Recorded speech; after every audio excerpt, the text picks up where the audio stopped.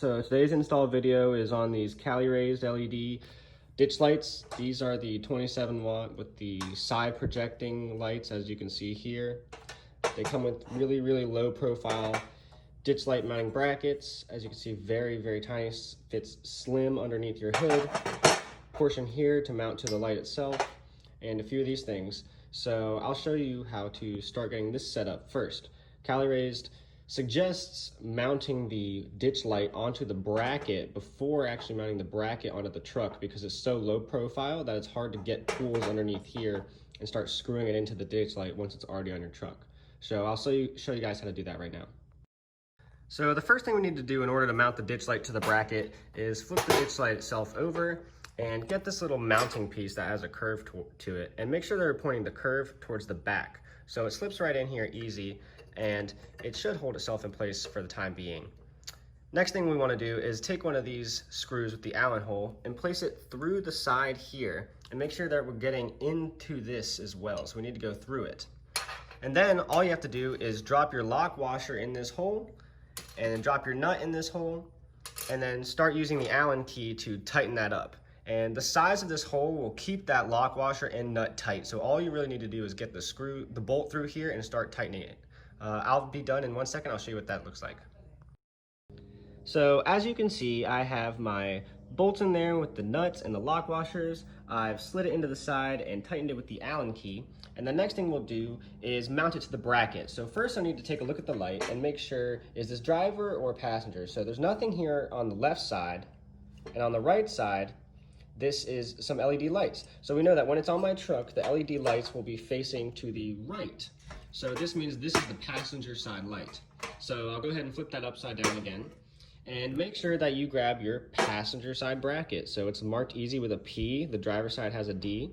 And what I'll do is I'll check the curve. So it has curves up a little bit or curves down. So in order to put this on, we'll need it to curve down first, because our light is facing upside down. And we'll place it on the bracket with the portion that goes onto the hood on the light side. Once that's there, we'll place the bolt through there, then the washer, lock washer, and nut, and tighten it down. I'll show you what that looks like. Okay, so now that I've got that mounted, we can go ahead and pick up our light. And as you can see, it's set up for the passenger side with the lights facing out on the right.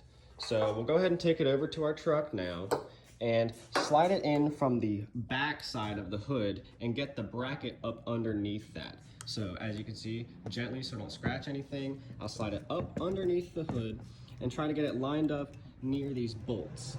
So what these bolts are actually the bolts that hold in your hood to this portion here. And this is where we'll be screwing in these two, just gonna be using the factory OEM bolts. And this is a 12mm socket, so that's what you're gonna need to do.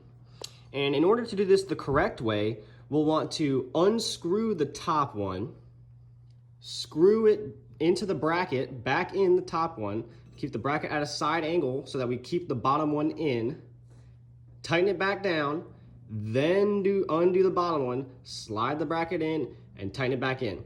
What we really don't want to do is take both of these out at the same time, because if you do that, you can mess up the alignment of your hood, and it can be really hard to get back in alignment. So it's better to do one screw at a time so that you don't have to screw around with trying to get your hood back in alignment, because it's not going to be fun. So there you have it. The ditch light is on the bracket, and the bracket is now connected to the OEM bolts that attach this part to the hood.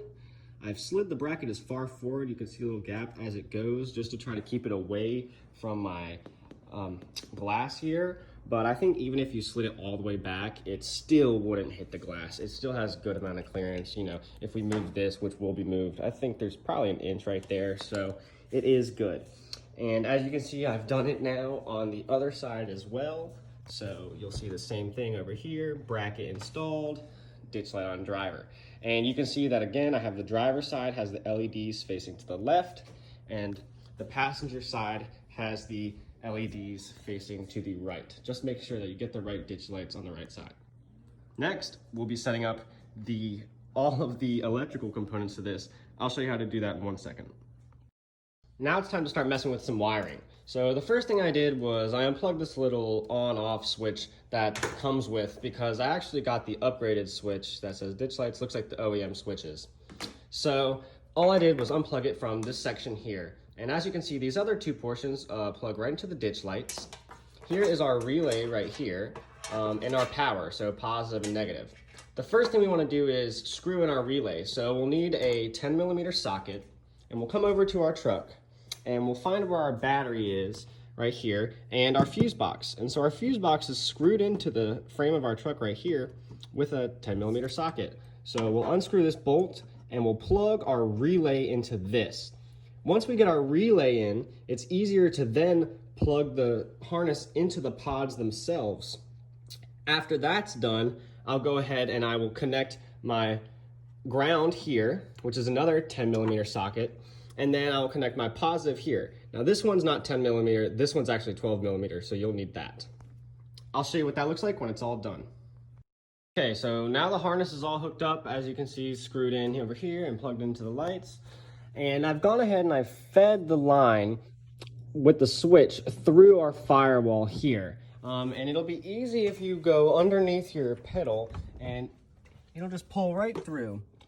And what I've done is I've already gone ahead and I cut off the end that was attached to the switch, as you can see right here, because I'm not going to use that. Remember, I'm going to use this OEM switch. So what I have to do is cut off the end and strip that wire so that I can actually splice it together. So I've stripped these wires, and I've stripped the wires here that come with the OEM switch. And so as you can see, I've already started on this one to make it a little easier for us to see. The red ones are going to go together, and then the black and green will be separate.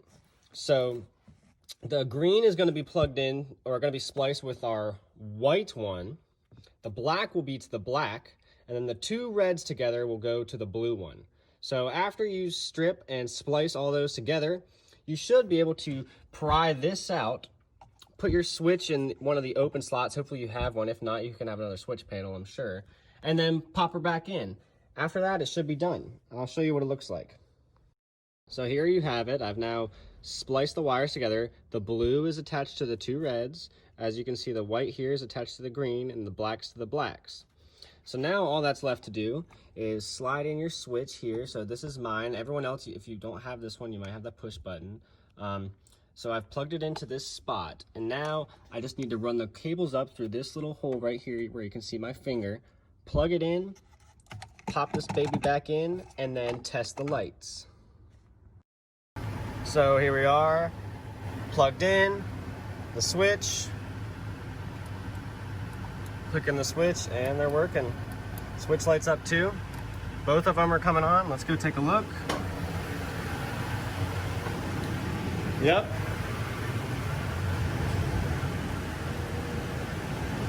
Looking good. So now that we've got the ditch lights all set up and tested, the last thing to do is to come into your hood and start cleaning up all this mess. So you'll have to get some zip ties and start zip tying some of these together. You can zip tie it to some of the other wires, some of the other ones that go through the firewall as well, but just clean it up so it's not hanging around and not getting stuck or tangled or leaning up against anything that might get too hot for it.